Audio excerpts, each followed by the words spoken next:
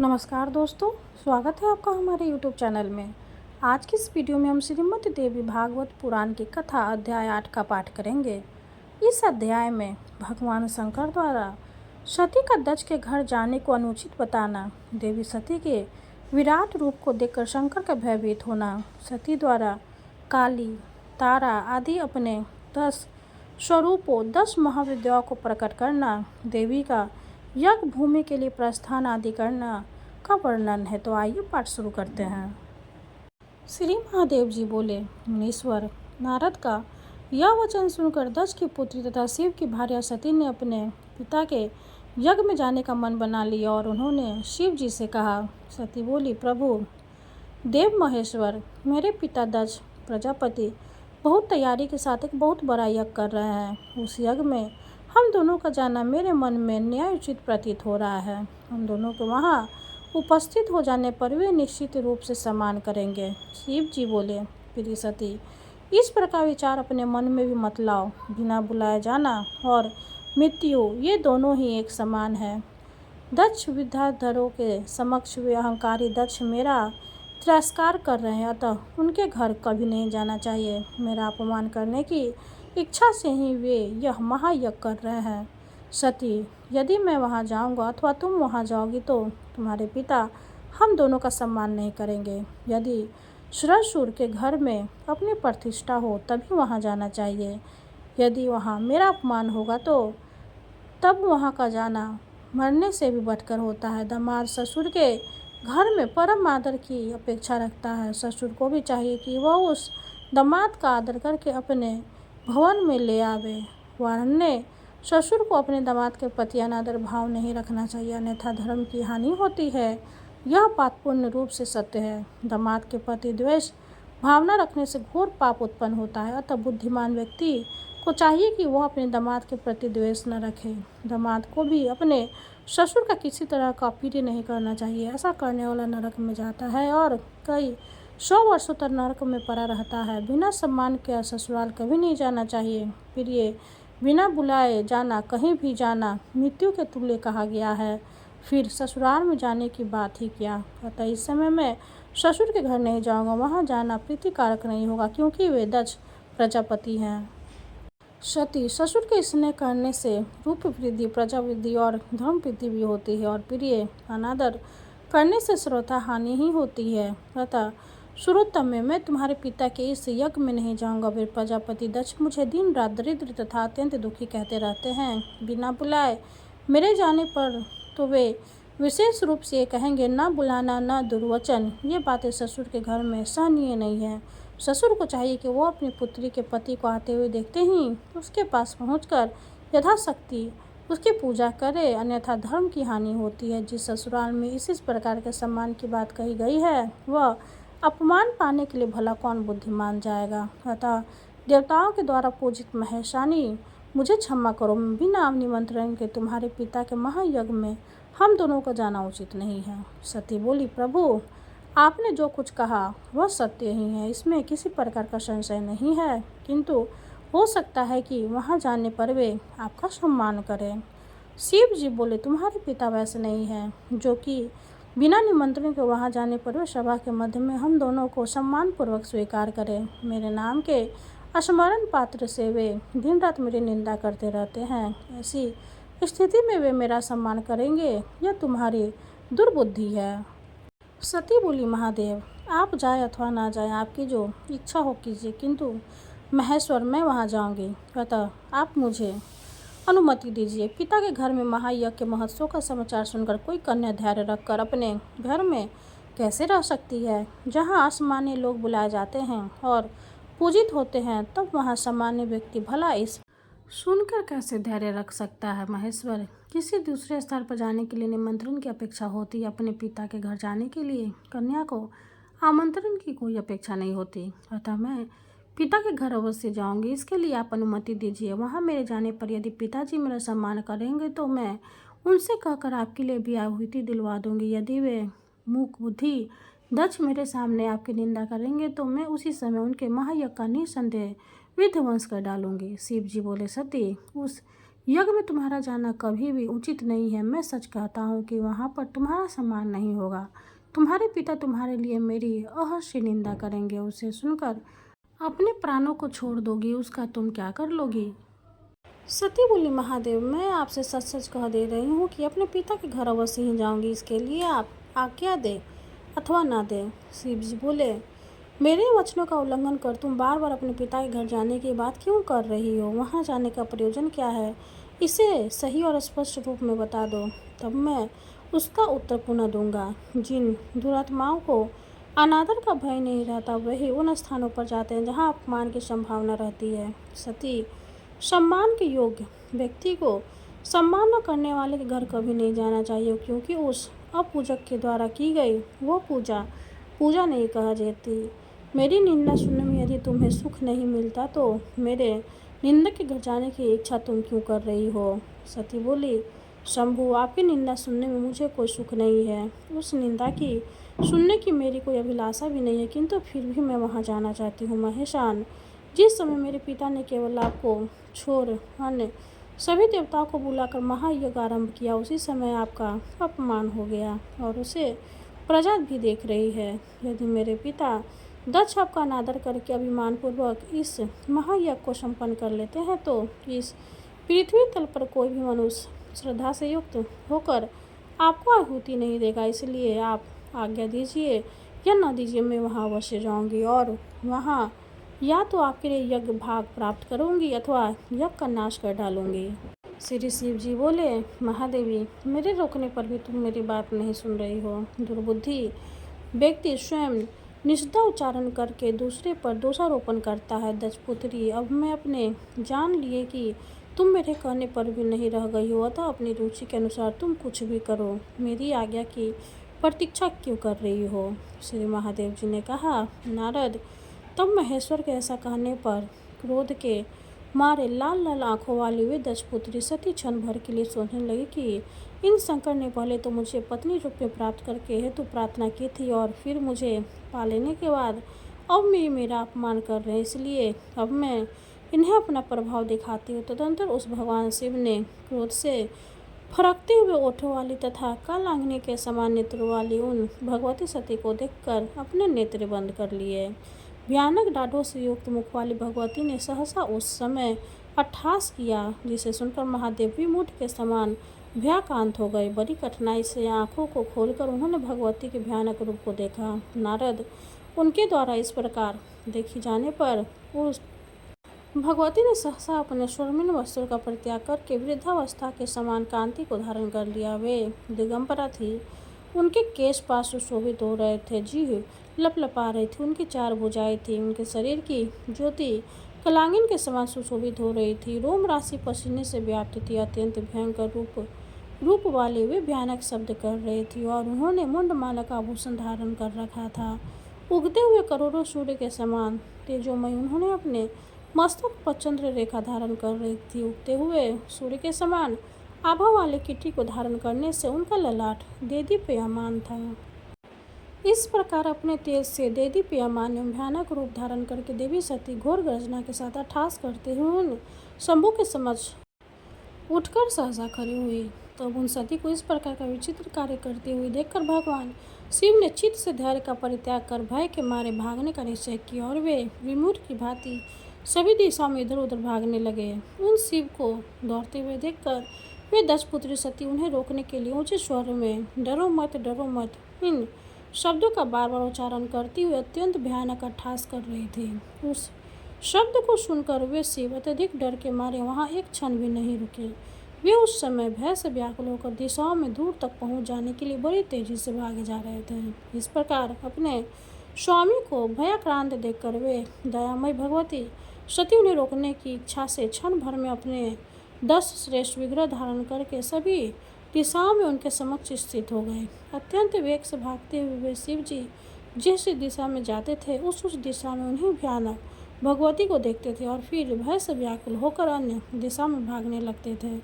तब किसी भी दिशा को भय मुक्त न पाकर वे भगवान शिव अपनी आंखें बंद करके वहीं ठहर गए और इसके बाद जब उन्होंने अपनी आंखें खोली तब कमल के समान सुंदर मुख वाली हास्ययुक्त मुखमंडल वाली 2 उन्नत उरोजों वाली, दिगंबर, भयानक तथा विशाल नेत्रों वाली, खुले हुए केशों वाली, करोड़ों सूर्य के समान तेज धारण करने वाली, 4 भुजाओं से युक्त तथा दक्षिण दिशा की ओर मुख करके स्थित श्याम भगवती काली को अपने सामने स्थित देखा। इस प्रकार उन भगवती देखकर अत्यंत डरे डरे से भगवान शिव बोले, श्याम वर्ण वाली आप कौन है और मेरी प्राण प्रिय सती कहाँ चली गई है?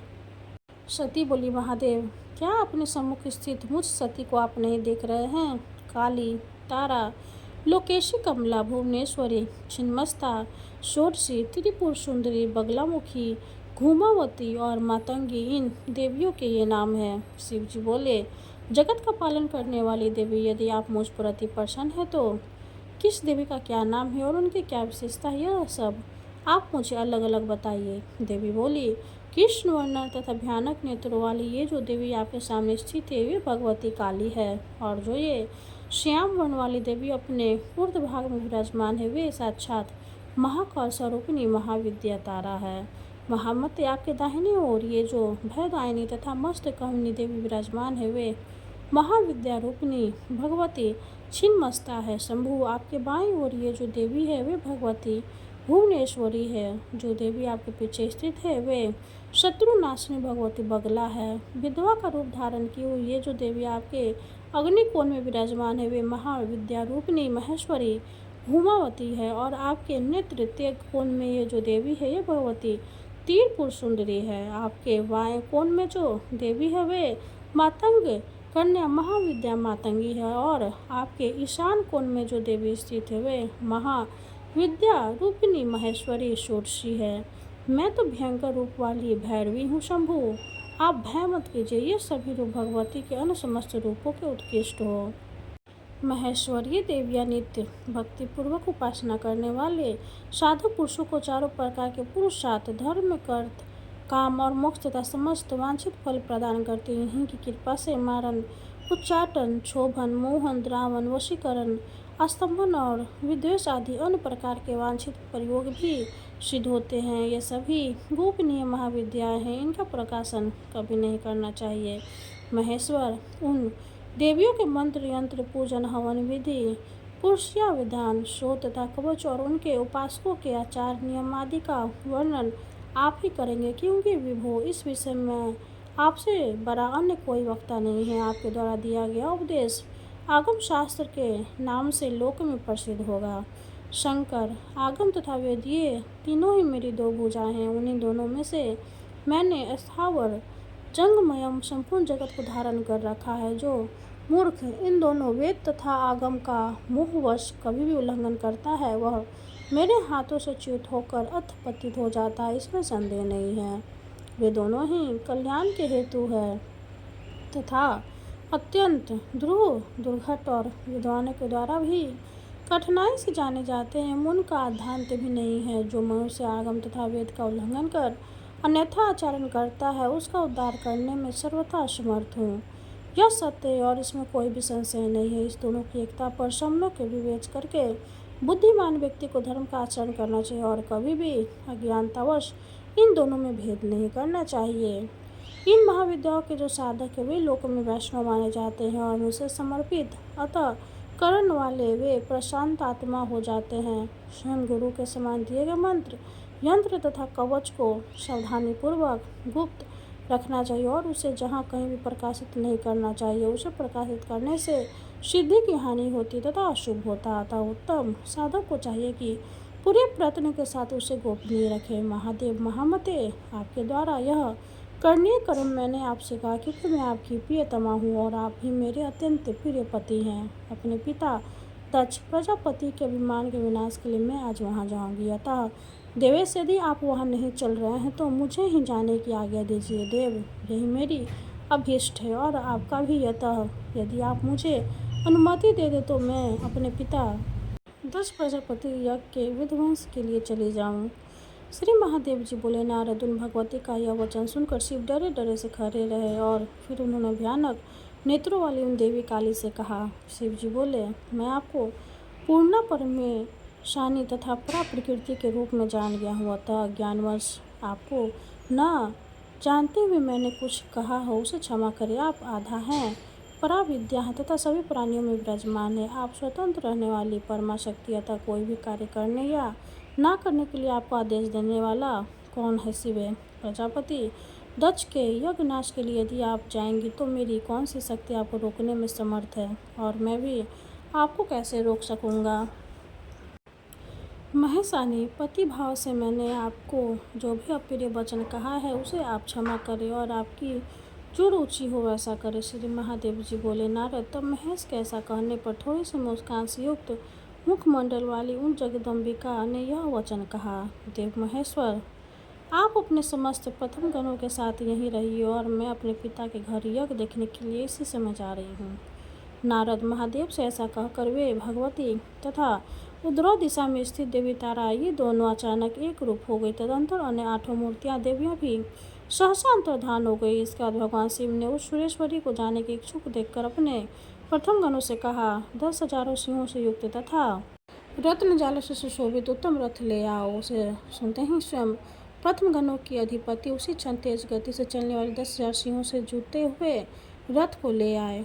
प्रथम अधिपति ने रत्न जाल से सुशोभित पर्वतकार चारों ओर से अनेक प्रकार की पताकाओं से अलंकृत तथा वायु वेग के समान चलने वाले 10,000 सिंहों से जुटे हुए उस रथ पर उन भगवती को स्वयं विराजमान कराया। मुनिश्रेष्ठ, युग के अंत में प्रलय के समान संपूर्ण जगत को भयभीत करने वाले वे भीम स्वरूपिणी भगवती काली उस रथ में स्थित होकर सुमेरु पर्वत के शिखर पर आरूढ़ उत्तम मेघमाला की भांति सुशोभित हो रही थी। तदनंतर बुद्धिमान नंदी उस रथ को बड़ी तेजी से हाँकने लगे और महामते इधर वे शिव शोक तथा दुख से व्याकुल हो रुदन करने लगे। कोपाविष्ट काली को देखकर सभी प्राणी भागने लगे। सूर्य भयभीत होकर पृथ्वी पर गिरने से लगे। सागर विक्षुब्ध हो गए। सभी दिशा व्याकुल होती हुई महान वेग से वायु बहने लगी और घोर अमंगल का संकेत देने वाले सैकड़ों उल्कापिंड सूर्यमंडल का भेदन कर पृथ्वी तल पर गिरने लगे। इस प्रकार वह रथ आधे क्षण में ही 10 प्रजापति के घर पहुंच गया। तब उन भगवती सती को देखते ही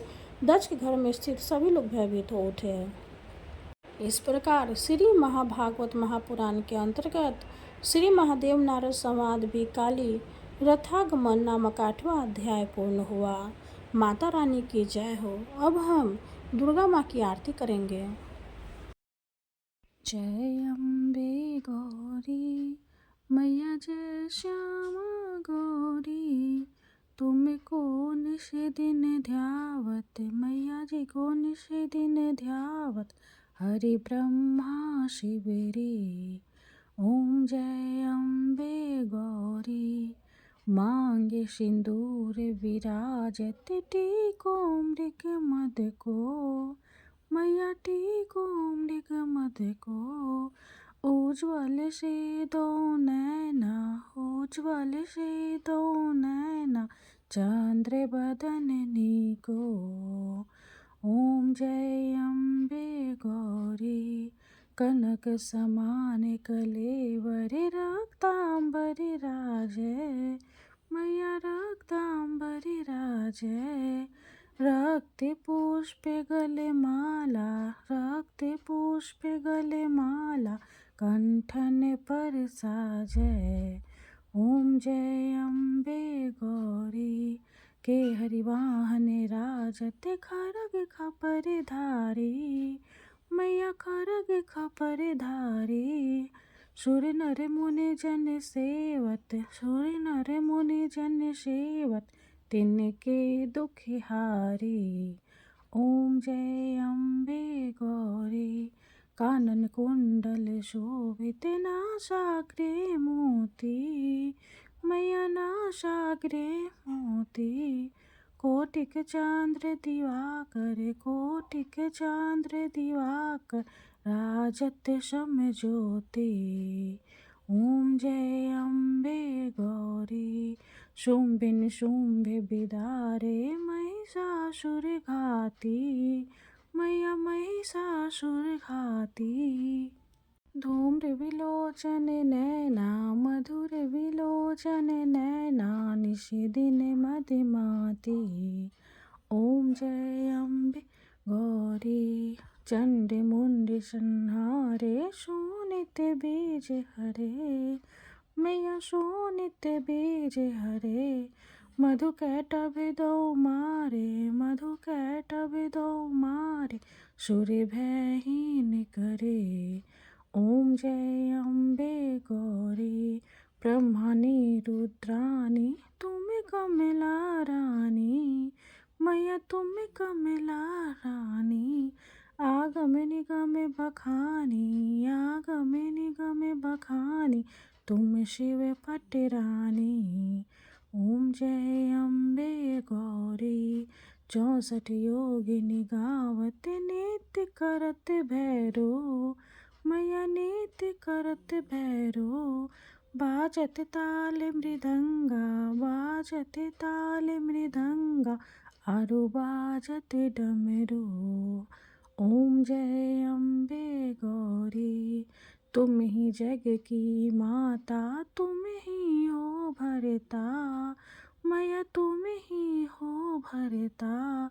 भक्तन की दुख हरता, भक्तन की दुख हरता, सुख शांति करता। ओम जय अम्बे गौरी, भुजाचार्य अति शोभित, वर मुद्राधारी, मैया वर मुद्राधारी। मन वांछित फल पावत, मन वांछित फल पावत, सेवत नर नारी। ओम जय अम्बे गौरी, कंचन थाल विराजत, अगर कपूर बाती, मैया अगर कपूर बाती। श्रीमाल के तुम राजत, श्रीमाल के तुम राजत, कोटि रतन ज्योति। ओम जय अम्बे गौरी, श्री अम्बे जी की आरती जो कोई नर गावे, मैया जो कोई नर गावे। कहत शिवानंद स्वामी, भजत शिवानंद स्वामी, सुख संपत्ति पावे। ओम जय अम्बे गौरी। माता रानी की जय हो। वीडियो अगर अच्छी लगे तो लाइक कर दे, चैनल को सब्सक्राइब कर दे। धन्यवाद।